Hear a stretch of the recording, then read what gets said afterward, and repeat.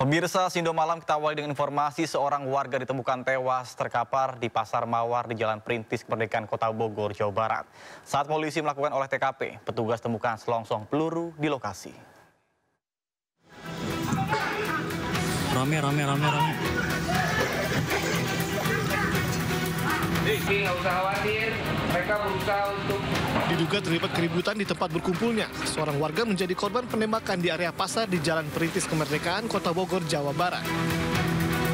Korban berinisial E alias TH meninggal di lokasi karena mengalami luka tembak di beberapa bagian tubuhnya. Polisi yang datang setelah mendapatkan laporan langsung melakukan olah tempat kejadian perkara. Saat pemeriksaan lokasi dan saksi, polisi menemukan barang bukti berupa selongsong peluru. Olah TKP, kita menemukan beberapa selongsong peluru yang memiliki kaliber 9 mili. Itu jenis apa? Apakah uji balistik atau gimana? Nanti kita akan uji balistik terkait selongsong dan peluru yang masih aktif yang kita temukan di TKP. Pihak keluarga yang mendapatkan informasi E meninggal dunia langsung datang ke RSUD Ciawi, lokasi di mana jenazah dievakuasi. Keluarga pun meminta pelaku segera diamankan. Info yang kami dapat memang semacam seperti berantem ya gitu. Jadi diserang seperti itu. Cuma kalau kronologi secara detail dan secara ininya mungkin pihak kepolisian yang tahu, karena memang kita sudah bikin pelaporan ke polisi dan ada beberapa saksi mata di TKP, juga barang bukti ada juga di situ sudah di pihak kepolisian. Termasuk tadi permintaan otopsi terhadap keluarga kami ini juga sudah dilakukan. Kini jenazah korban langsung disemayamkan di rumah duka Sinar Kasih sebelum dikebumikan oleh pihak keluarga di kawasan Kemang, Kabupaten Bogor. Polisi pun masih mendalami kasus ini dan memburu pelaku. Dari Bogor, Jawa Barat, Andi Firmansyah, iNews melaporkan. Informasi lainnya pemirsa, KPK menggeledah rumah politikus Partai Nasdem Ahmad Ali. Penggeledahan terkait dengan kasus dugaan korupsi yang menyeret mantan Bupati Kutai Kertanegara, Rita Widiasari. Penggeledahan tersebut dibenarkan juru bicara KPK, Tessa Mahardika Sugiarto, saat dikonfirmasi awak media. Tessa belum merinci lokasi rumah Ahmad Ali yang digeledah, termasuk apa saja yang disita dari giat tersebut. Sebelumnya, KPK telah menyita sejumlah uang dari berbagai pihak terkait dengan kasus dugaan korupsi yang menyeret ex-Bupati Kutai Kertanegara. Tessa juga menyatakan penyitaan dilakukan pada 10 Januari 2025. Adapun uang yang disita dari mata uang rupiah hingga asing.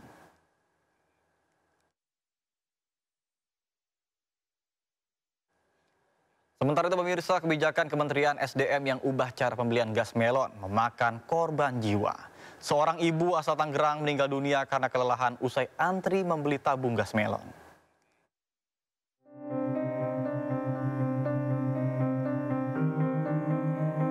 Seorang warga Pamulang, Tangerang Selatan, Banten meninggal setelah berjalan cukup jauh untuk membeli gas LPG 3 kg. Tempat pangkalan gas itu berjarak 500 meter dari rumah Yoni, nenek berusia 62 tahun untuk kebutuhannya berdagang nasi uduk. Berharap dapat membeli 2 tabung gas, Yoni sempat pulang ke rumah karena tidak membawa KTP dan kembali ke pangkalan gas. Usai mendapatkan tabung gas, korban mendadak lemas dan dijemput menantunya memakai sepeda motor. Sesampainya di rumah, Yoni yang tidak sadarkan diri dibawa ke rumah sakit. Tim medis di rumah sakit menyatakan korban meninggal. Itu nenek, emaknya Robi, itu jatuh katanya. Tapi bukan jatuh katanya, cuma duduk, istirahat. Dijemputlah sama mantunya, tapi sampai di rumah langsung pingsan. Bahwa udah dapat tabung gas, udah dapat. Terus dia bilang, Allahu Akbar, ya Allah, Allahu Akbar. Tapi saya tanya udah nggak nyaut. Untuk mengantisipasi peristiwa serupa, pemerintah Kota Tangerang Selatan sedang merancang upaya pencegahan dan memberikan sosialisasi kepada masyarakat. Ini mudah-mudahan ke depan menjadi perhatian bagi kita semua. Insya Allah ada jalan keluar gitu. Bagaimana maksud ya pemerintah pasti tujuannya baik ya, bagaimana pengendalian harga dan lain sebagainya. Tapi kita di lapangan bersama-sama, kami pemerintah Kota Tangerang Selatan bersama dengan kepolisian dan TNI bersama-sama mengawal kebijakan ini supaya semuanya berjalan dengan aman, lancar dan juga tertib. Sementara itu, Menteri Energi dan Sumber Daya Mineral Bahlil Lahadalia menyampaikan permohonan maaf atas meninggalnya Yoni setelah kesusahan mencari gas LPG 3 kg. Bahlil menegaskan pembatasan penjualan gas melon itu pada pangkalan resmi untuk penataan dan perbaikan distribusi agar subsidi tepat sasaran. Menyadari dampaknya terhadap akses masyarakat, pemerintah memutuskan untuk mengubah kebijakan dengan menaikkan status pengecer menjadi subpangkalan. Saya, kalau memang itu ada, tadi kan saya baca banyak berita juga, kita membaca banyak berita, katanya ada yang begitu, ada berita juga yang nggak sesuai dengan itu. Ya kami pemerintah pertama memohon maaf kalau itu terjadi. Karena ini semata-mata kita lakukan untuk penataan. Yang kedua adalah kita melakukan perbaikan. Apa yang kita lakukan pagi ini dari masa pagi ini sebagai respon untuk kita ingin rakyat kita mendapat LPG dengan baik dan gampang. Ya, oke. Peristiwa yang menimpa Yoni seharusnya menjadi pelajaran yang berharga bagi pemerintah. Jangan sampai kebijakan yang bertujuan agar lebih tepat sasaran dan efisiensi akan berdampak lebih meluas jika masalah ini dibiarkan berlarut-larut. Termasuk membuat pemetaan distribusi dari jangkauan masyarakat.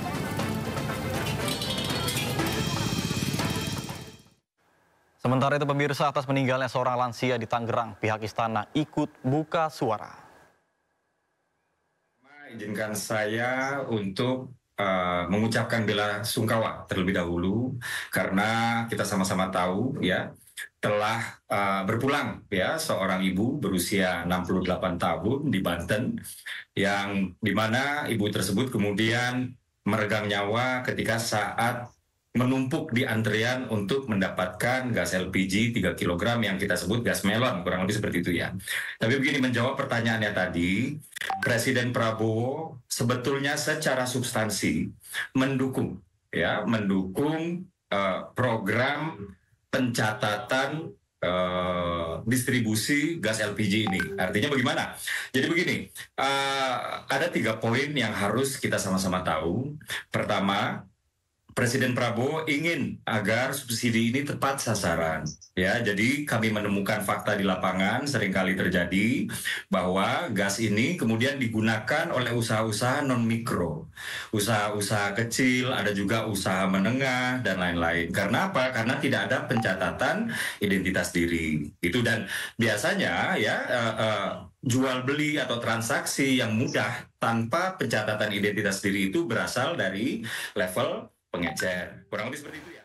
Pemirsa, beragam keluhan hingga tragedi naas mewarnai kebijakan Kementerian SDM. Bahkan seorang warga secara tegas memarahi Menteri Bahlil Lahadalia karena kesulitan mendapatkan gas LPG. Merespon protes ini, Menteri Bahlil bersikap tenang sembari mendengarkan protes warga. Sementara itu pemirsa, kebijakan Bahlil Lahadalia ini panen protes dan kritikan. Bahkan sebelumnya Menteri SDM ini sempat dicecar anggota Komisi 12 DPR RI atas kebijakannya larang pengecer menjual gas melon hingga menyulitkan rakyat kecil.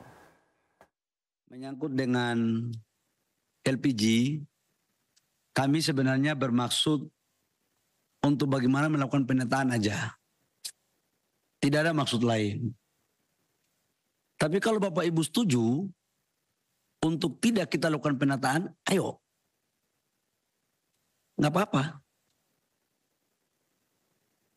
Jadi kalau Bapak setuju untuk tidak usah melakukan penataan dengan pola yang seperti ini, nggak apa-apa, kita nggak usah tata, kita jalan aja apa adanya. Kita setuju nggak? Kalau setuju, sepakati. Kalau nggak apa-apa, saya akan sampai kepada Presiden. Tadi PDI Perjuangan sudah setuju, Pak. Gimana? PDI Perjuangan sudah setuju. Tinggal Bapak tanya sama fraksi yang lain. Nggak, artinya, saya mau sampaikan ini beban berat juga. Tapi ini adalah keberanian kita untuk membuat keputusan. Tidak ada barang atau sesuatu yang kita memperbaiki yang tidak seharusnya itu mulus. Pasti ada dinamika. Tapi dinamika ini pilihannya kita mau memperbaiki atau tidak. Risikonya ada. Dan yakinlah, insya Allah apa yang kita lakukan ini untuk kebaikan. Karena apa? Ini barang nggak ada yang langka, semua stok ada. Stok LPG untuk 3 bulan ke depan, itu lengkap ada. Cuman distribusinya saja, yang sekarang dari pengencer, saudara-saudara saya pengencer ini penting, saya setuju sama teman-teman. Bahwa mereka ini juga butuh lapangan pekerjaan, setuju saya. Saya pernah jadi pengusaha UMKM kok, pernah jual kue saya. Saya nggak pingin juga mereka itu susah. Tapi saya juga tidak pingin mereka di apa ya. Ya kira-kira ada unsur-unsur lain lah. Akibat mungkin juga mohon maaf. Mereka tidak teliti. Bapak Ibu kan sudah tahu bahwa terjadi oplosan banyak-banyak. Ini kalau kita biarkan uang 87 triliun ini nyampe. Itu aja kalau saya. Izin Ketua. Ya silakan. Jadi ini terjadi subordinasi antara Kementerian SDM kan. Jadi saya pikir setiap Kementerian SDM juga harus dalam mengeluarkan kebijakan berkoordinasi juga dong dengan eksekutornya yaitu Pertamina. Pertamina kan penugasan. Ini anggaran subsidi ini melekat di SDM. Jadi ada hal-hal. Menanggapi keresahan masyarakat akibat polemik gas 3 kg, Presiden Prabowo Subianto menginstruksikan agar pengecer dapat melanjutkan penjualan seperti biasa. Instruksi dari Presiden ini disampaikan oleh Wakil Ketua DPR Sufmi Dasko Ahmad. Dasko menjelaskan bahwa larangan pengecer menjual LPG 3 kg bukanlah kebijakan Presiden Prabowo Subianto. Usai mencermati kesulitan dan antrian yang dialami warga di sejumlah daerah, Presiden akhirnya memutuskan agar tabung bersubsidi itu kembali dijual di tingkat pengecer. Sebenarnya ini bukan kebijakannya dari Presiden untuk kemudian melarang kemarin itu. Nah, tapi melihat situasi dan kondisi, tadi Presiden turun tangan untuk menginstruksikan agar para pengecer bisa dapat berjalan kembali sambil kemudian pengecer itu dijadikan subpangkalan, administrasi segala macamnya bisa sambil berjalan saja demikian. Stok tidak langka, stok ada.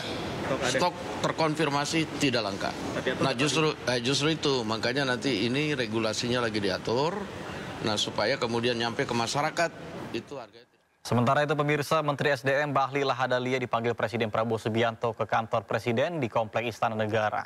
Bahlil mengaku mendapatkan perintah untuk menjadikan pengecer gas 3 kg jadi subpangkalan. Paham Pak, maksudnya niatan pemerintah itu bahwa untuk... Bahlil mengaku mendapatkan perintah langsung dari Presiden Prabowo untuk segera menaikkan status pengecer LPG menjadi subpangkalan. Kedepannya subpangkalan tersebut akan diverifikasi agar subsidi yang diberikan pemerintah tepat sasaran. Bahlil juga mengaku kebijakan sebelumnya ada kelemahan terkait dengan jarak. Namun tujuan utamanya agar harga gas 3 kg terjangkau dan tidak lagi dimanfaatkan oleh segelintir orang untuk meraup keuntungan. Semua pengencer itu akan menjadi subpangkalan. Ya, sejak tadi malam, tadi pagi sampai dengan hari ini, tugas kami atas perintah Presiden adalah memastikan seluruh proses subsidi tepat sasaran. Yang kedua, ditata kelolanya harus baik. Yang ketiga, rakyat dipastikan harus segera mendapat apa yang menjadi kebutuhan mereka, terutama menyangkut LPG. Jadi harus dapat, jangan jauh-jauh kata Bapak Presiden. Makanya kita rubah dari yang tadinya pengencer itu, yang tadinya belinya di pangkalan, sekarang kita aktifkan pengencer dengan merubah nama menjadi subpangkalan, dengan kita memberikan fasilitas teknologi agar bisa kita aplikasi, agar bisa kita pantau pengendalian harga berapa yang dia jual dan kepada siapa agar tidak terjadi penyalahgunaan. Jujurlah, ada oknum-oknum kok yang main untuk menyalahgunakan subsidi ini. Masa kita mau biarkan, masa kita mau kalah dari pemain-pemain ini? Kalau saya sih itu aja. Pemirsa, DPR RI sebut kebijakan Kementerian SDM bertujuan baik, namun dilaksanakan terlalu mendadak tanpa koordinasi dan uji materi. LPG di APBN itu adalah 87 triliun, termasuk besar di antara subsidi energi yang berjumlah 203 triliun di APBN tahun 2025. Ketika Pak Prabowo ini akan juga mengetatkan berbagai aspek, maka dicari jalan, salah satunya subsidi harus tepat sasaran. Hanya saja, nah inilah hanya sajanya itu kebijakan yang diambil dengan sangat mendadak, tidak melalui exercise lapangan, tidak melalui uji coba lapangan, tiba-tiba mata rantai dipotong di paling ujung, yakni pengecer. Di mana kita mengandaikan orang mau beli beras yang biasanya ada di warung, ada di tempat, harus beli di gilingan padi, yakni di tingkat bukan pangkalan. Sedangkan kita tahu pangkalan itu adanya di mana? Ada di kecamatan-kecamatan. Kan begitu? Maka pengecer itu adalah mata rantai terakhir dari distribusi. Dipotong sedemikian rupa cepat tanpa melalui persiapan yang lain, maka terjadilah kekacauan sehingga masyarakat yang memerlukan LPG 3 kg itu lantas menyerbu pangkalan. Dengan kemampuan pangkalan dalam konteks melayani mungkin pastinya tidak sempurna, sehingga terjadi panik buying, sehingga kesannya adalah LPG 3 kg hilang di pasaran. Sedangkan secara volume sebetulnya tetap, tetapi sekali lagi mekanisme yang dikeluarkan oleh Kementerian SDM secara mendadak itulah yang mengakibatkan panik buying, sehingga terjadilah antri panjang betul, karena tadi mata rantai terakhir dipotong dengan mendadak tanpa menggantikan infrastruktur atau mata rantai lain.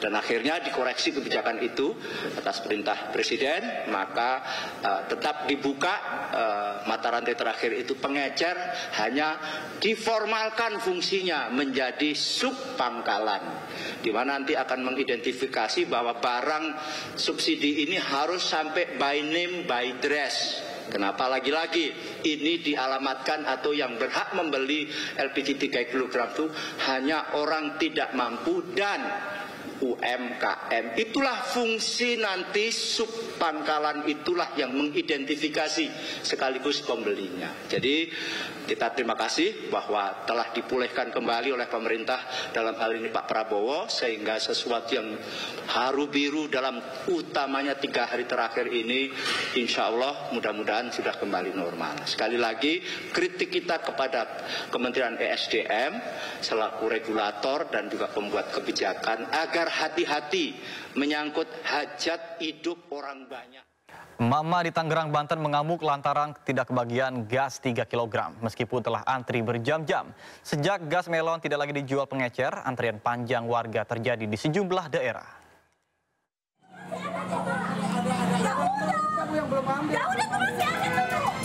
Lelah antri berjam-jam bersama anaknya yang masih kecil, namun tak juga mendapatkan gas LPG 3 kg, seorang ibu mengamuk di sebuah pangkalan di Tiga Raksa, Kabupaten Tangerang. Keributan usai setelah pemilik pangkalan menjelaskan pembelian memang dibatasi Pertamina. Ratusan warga antre mengaku sudah sepekan sulit mendapatkan LPG 3 kg. Warga berdesakan salah satu pangkalan gas di Cibodas, Tangerang. Stok gas LPG 3 kg langka membuat warga panik karena tidak bisa memasak hingga menyerbu pangkalan gas. Bahkan seorang ibu mengaku sudah 3 hari berkeliling tak kunjung mendapatkan gas LPG. Susah tambah susah, no rakyatnya tuh liatin mondar-mandir. Setiap orang di jalanan bawa gas, cari belum ketemu. Sejak pagi pangkalan gas di Jalan Gung Rapi dan Pasar Barat diserbu warga yang berebut untuk mendapatkan gas LPG 3 kg. Pembelian dibatasi 1 KTP untuk 1 gas melon. Larangan gas LPG 3 kg dijual di pengecer dinilai menyulitkan warga. Antrean warga juga mengular di pangkalan gas Sukmajaya, Depok sejak pagi. Jikapun ada, pembelian dibatasi hanya 1 tabung gas untuk 1 KTP. Selain antre berjam-jam, lokasi pangkalan gas yang jauh menyulitkan warga. Tim kontributor iNews melaporkan. Beragam keluhan hingga tragedi nahas mewarnai kebijakan Kementerian SDM. Bahkan seorang warga secara tegas memarahi Menteri Bahlil Lahadalia karena kesulitan mendapatkan gas LPG. Merespon protes ini, Menteri Bahlil bersikap tenang sembari mendengarkan protes warga. apa? Enggak. Kami sudah hampir 2 minggu kesulitan cari gas. Kami dari kemarin ngantri. Sudah tidak kenal ke pejabat. Etikanya tidak ada. Ya? Gak bisa dibenarkan ke pejabat. Ya? Bukan memihak ke rakyat. Ya? Coba lihat segini ngantri. Kenapa mempersulit rakyat sendiri? Kenapa mempersulit rakyat sendiri? Bapak seperti apa? Bapak seperti apa maunya? Kami sudah melakukan adab. Adab kami sudah keluarkan. Etika kami sudah keluarkan. Kenapa tidak pejabatnya tidak memikirkan rakyatnya? Lagi bang. Tolong lepas Pak. Kalau gagal selesaikan gas. Kalau gagal selesaikan gas. Jangan bang. Sorry. Oke. Kita mau kalau negara tidak memikirkan rakyat, kami akan berbuat. Ini masyarakatnya. Buset. Kami menghormati negara kami. Ya. Kami kesulitan. Udah gini. Sebentar Pak. Jangan dipotong dulu. Ya. Kami sudah 2 minggu mencari gas. Saya barusan nonton berita gas dengan pengecer dihilangkan. Bagaimana ceritanya? Gas dihilangkan. Kalau memang dari pusatnya 12.500 sampai ke kami 20.000. Pemerintah perhitungkan Kak. Langkah dari distributor sampai ke pengecer, sampai konsumen berapa? Kami tidak membela siapa yang mengambil keuntungan. Kami butuh, dapur kami harus ngebul. Kami jualan harus jalan. Dan jangan dimiskinkan kami. Enggak. Jadi Bapak dengar. Saya ini juga kan sebagai rakyat Bapak. Niat saya itu baik. Karena subsidi kita itu 87 triliun per tahun. Tujuannya untuk masyarakat belinya tidak boleh lebih dari harga 19.000 atau 20.000. Betul, saya mengerti. Tapi yang terjadi adalah sebagian kita punya gas ini dipakai untuk oplosan. Betul, ke industri. Betul. Ada lagi harganya dinaikkan 25.000 sampai 30.000.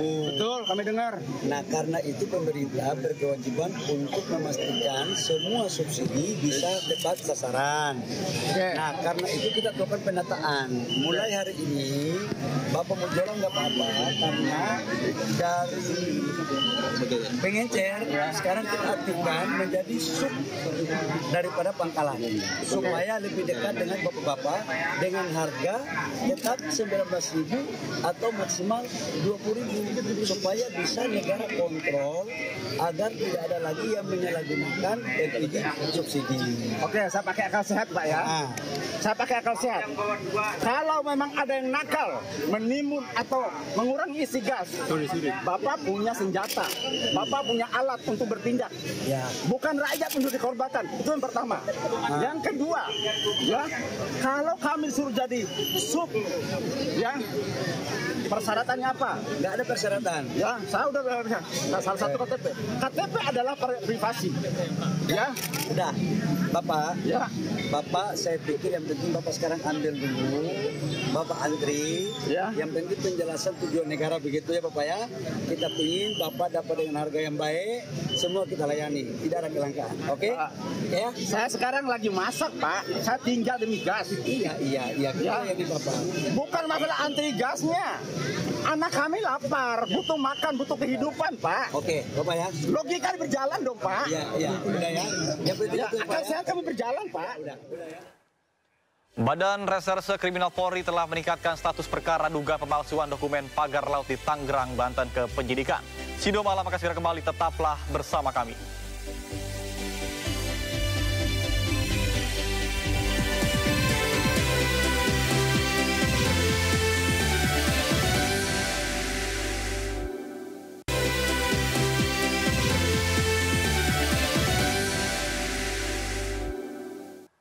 Terima kasih Anda masih bersama kami di Sindo Malam bersama saya, Nata Arman. Pemirsa, Menteri Agraria dan Tata Ruang Badan Pertanahan Nasional Nusron Wahid meninjau kediaman warga yang namanya dicatut dalam sertifikat pagar laut di Tarumajaya, Kabupaten Bekasi, Jawa Barat. Dalam peninjauan tersebut, Nusron menduga ada oknum pejabat di balik kasus pagar laut.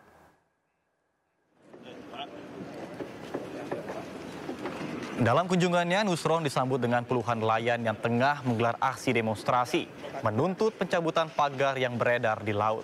Adapun HGB pada pagar laut sebanyak 346 bidang dengan luas 509.795 hektar. Berdasarkan temuan ATR BPN tercatat 89 bidang tanah PTSL tahun 2021 yang dipindah tidak melalui prosedur pendaftaran tanah. Nusron pun mengatakan bahwa ada dugaan manipulasi data saat pemberian sertifikat.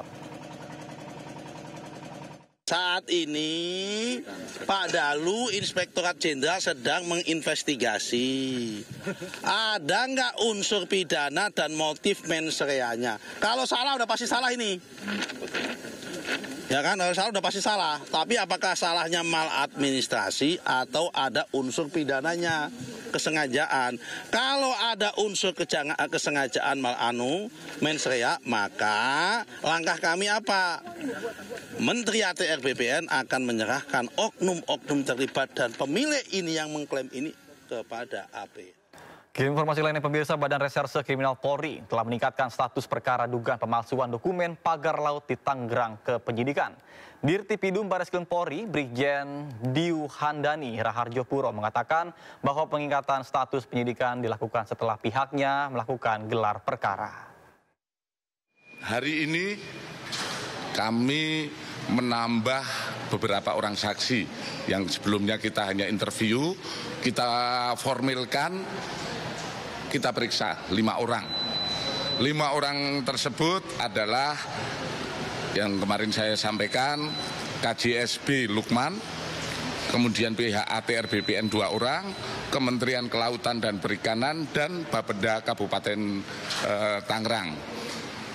Dari hasil pemeriksaan ataupun pengumpulan barang bukti dan keterangan, kami langsung melaksanakan gelar perkara, di mana gelar perkara tersebut dihadiri oleh tim dari Bareskrim, yaitu penyidik utama, penyidik madya, dan para penyidik di lingkungan Direktorat Tindak Pidana Umum.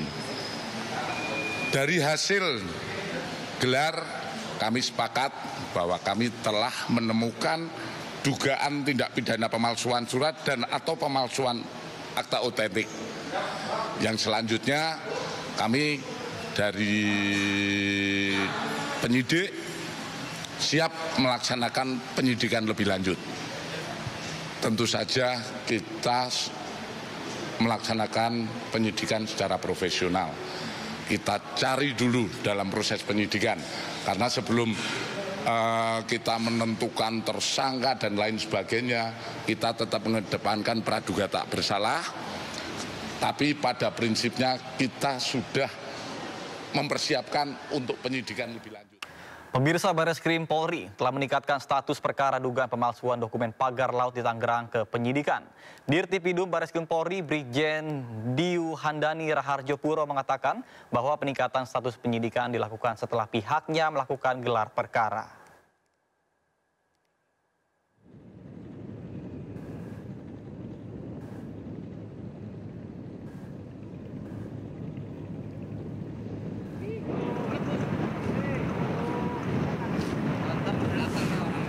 Ya, Pak.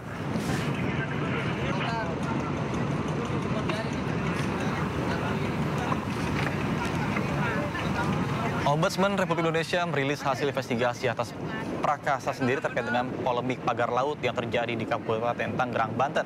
Temuan investigasi Ombudsman diantaranya terkait dengan kerugian nelayan yang mencapai 24 miliar rupiah, penguasaan ruang laut hingga unsur pidana.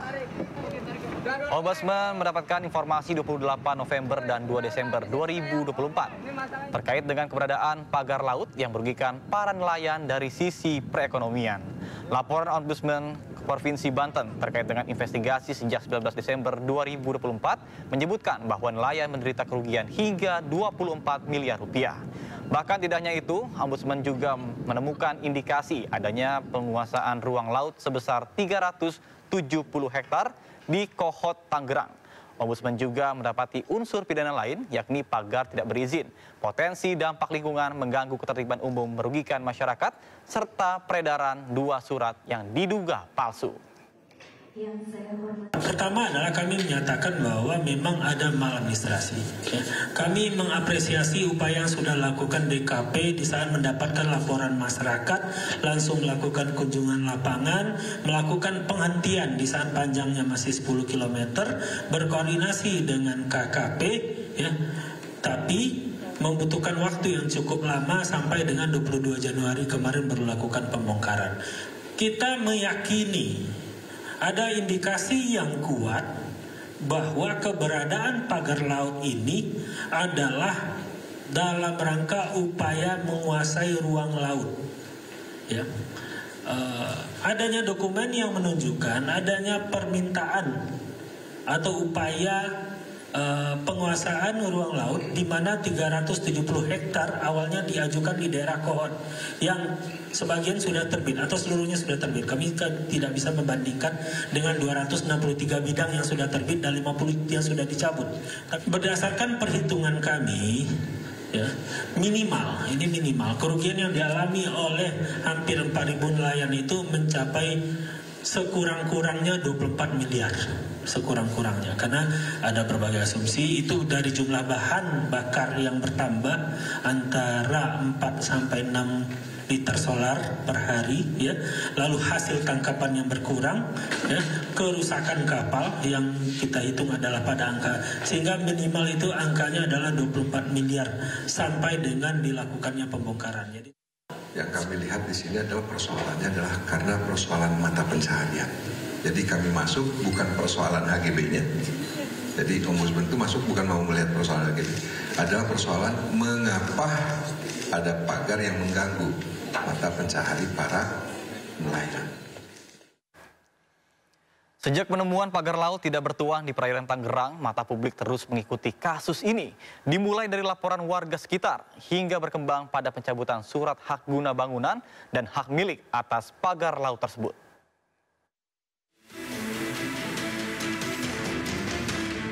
Polemik pagar laut sepanjang 30 km lebih di perairan Tangerang, Banten terus berlarut. Publik pun terus mengikuti perkembangan kasus ini. Penemuan pagar laut bermula dari laporan warga yang juga tergabung dalam Himpunan Nelayan Seluruh Indonesia atau HNSI pada Agustus 2024. Hal ini lalu dilaporkan pada Dinas Kelautan dan Perikanan Banten yang langsung datang meninjau lokasi. Saat itu panjang pagar laut baru mencapai sekitar 7 km.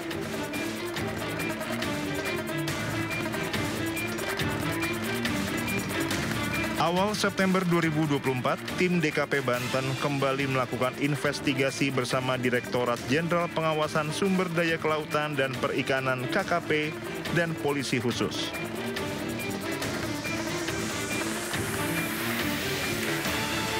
Beberapa minggu kemudian, DKP Banten melakukan patroli laut bersama TNI Angkatan Laut, Polairut, Satpol PP, Kementerian PUPR, dan HNSI. Hasil patroli mencatat panjang pagar meningkat menjadi 13 km lebih yang melintasi 16 desa di 6 kecamatan.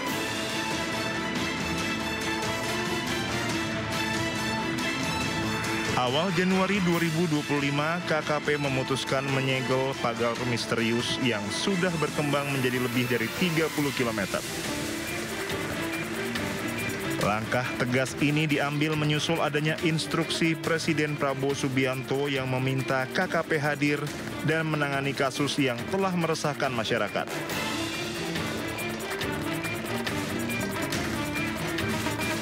Pertengahan Januari, ratusan personel gabungan TNI Angkatan Laut dan KKP dibantu warga sekitar bahu-membahu membongkar pagar misterius tersebut.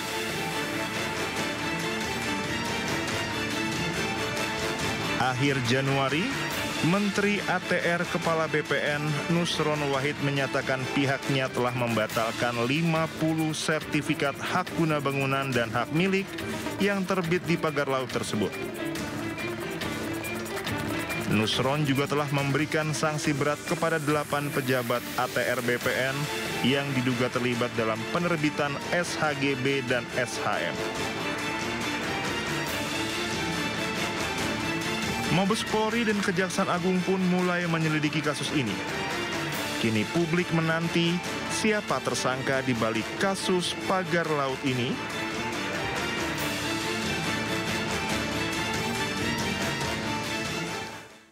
Beralih informasi lainnya pemirsa, sementara program makan bergizi gratis terus berjalan.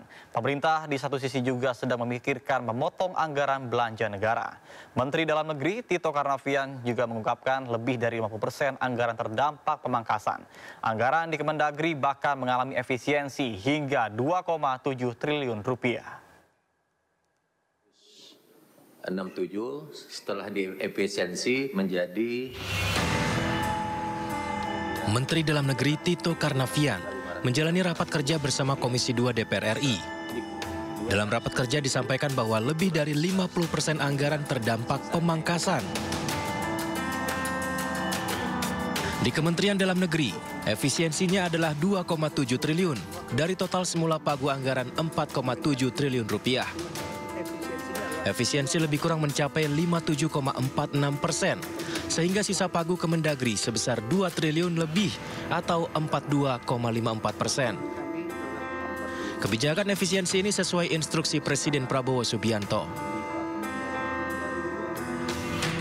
Ada instruksi Presiden Republik Indonesia nomor 1 2005 tanggal 22 Januari tentang efisiensi belanja dalam pelaksanaan APBN dan APBD tahun anggaran 2025. Jadi APBN diperintahkan untuk melakukan efisiensi, demikian juga APBD. Khusus dan tidak lanjuti dengan lebih detail dengan surat Menteri Keuangan tanggal 24 Januari. Sesuai SK Menteri Keuangan, ada sejumlah item yang diefisiensikan, yaitu alat kantor 90%, seremonial 56%, rapat dan seminar 45%, kemudian kajian serta analisis 51,5%, diklat dan bimtek 29%, honor kegiatan dan jasa profesi 40%, serta belanja lainnya 59,1%. Pemirsa, Sindo Malam akan segera kembali, tetaplah bersama kami.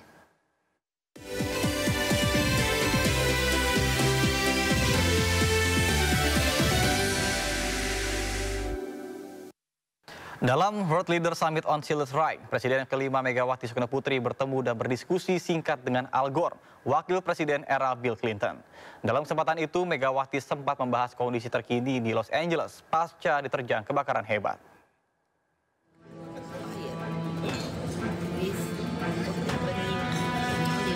Di sela-sela World Leader Summit on Children's Rights yang diikuti oleh sejumlah pemimpin negara di Vatikan, Megawati Soekarno Putri memberi perhatian khusus terhadap bencana kebakaran yang terjadi di Los Angeles, California beberapa waktu yang lalu.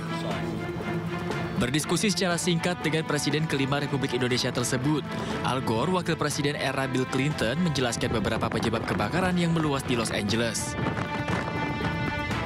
So I will tell you what the scientists tell me.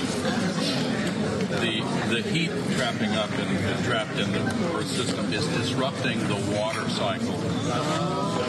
And they have something called hydroclimate whiplash. We had, in Los Angeles, had 2 extremely wet winters in a row that supercharged the vegetation. And then last March, the rain stopped. And so they've had 10 months of drought, no rain. And so all the vegetation that grew out of control dried out and became fuel for the fires. Dalam kesempatan yang sama, Megawati turut mengimbau kepada BMKG untuk melakukan langkah-langkah antisipasi terhadap berbagai macam bencana yang mengancam di tanah air, termasuk kebakaran yang mungkin terjadi akibat perubahan iklim. Hal ini senada dengan apa yang disampaikan Megawati saat menjadi panelis di World Leader Summit on Children's Rights, yang juga menyinggung soal perubahan iklim yang mengancam kelangsungan hidup umat manusia dan bumi, terutama anak-anak. Dari Vatikan, Gede Satria, iNews melaporkan. Informasi lainnya pemirsa, jersey laga tandang atau away Timnas Indonesia resmi diluncurkan. Sesi pemotretan dari jersey anyar tersebut dilakukan di 3 negara berbeda dan melibatkan sejumlah bintang skuad Garuda.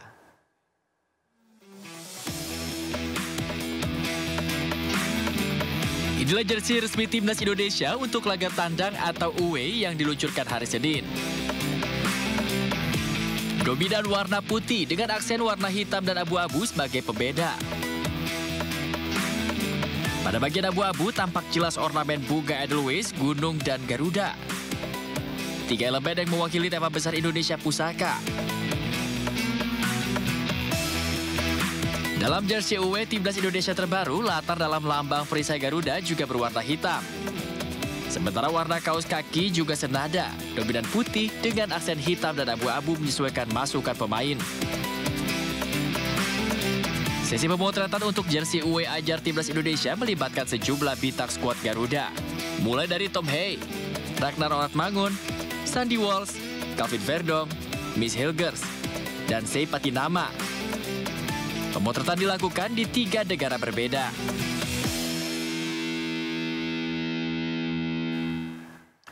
Pemirsa, pelatih kiper Dewa United, Sjoerd Wondenberg bertemu dengan Patrick Kluivert untuk mengikuti wawancara calon pelatih Timnas Indonesia. Meskipun belum resmi diumumkan, Wondenberg berpotensi besar akan membantu Patrick Kluivert untuk menangani skuad Garuda.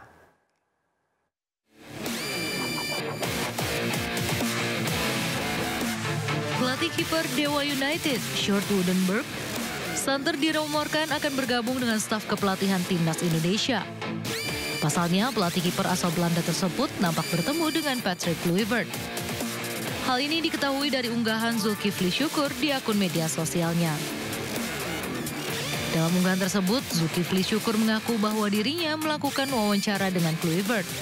Nampak juga sosok Wondenberg di unggahan tersebut.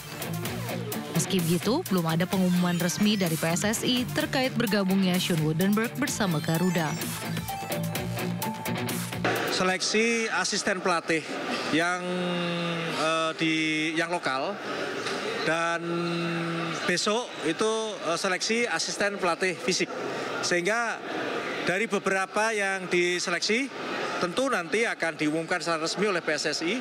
Yang pasti proses seleksi itu pasti akan dipilih dari yang terbaik dari yang baik. Saat sekarang ini semua sedang seleksi, nanti hasilnya akan diumumkan oleh Ketua Umum kalau sudah memang ada hasilnya. Sementara itu, pelatih kepala Timnas Indonesia, Patrick Kluivert, sebelumnya telah bertemu dengan petinggi-petinggi klub Liga 1. Lalu saya kembali ke Indonesia setelah pulang ke Belanda. Patrick Kluivert langsung menonton pertandingan Liga 1 Persija kontra PSBS Biak untuk melihat potensi dari performa yang ditampilkan. Selanjutnya, Kluivert akan menyaksikan pertandingan Dewa United kontra Persija Sabtu mendatang. Pemirsa, informasi tadi sekaligus mengakhiri Sindo malam hari ini, dan Anda bisa mendapatkan informasi terkini dan terbaru melalui portal menghadirkan berita daerah nasional dan internasional lengkap di sindonews.com. Mari berbagi untuk masyarakat yang terdampak bencana di tanah air melalui MNC Peduli dengan berdonasi di rekening bawah ini atau scan QR dengan aplikasi uang digital Anda. Saya Nata Arman beserta kerabat kerja yang bertugas pamit undur diri. Terima kasih, selamat malam, dan sampai jumpa.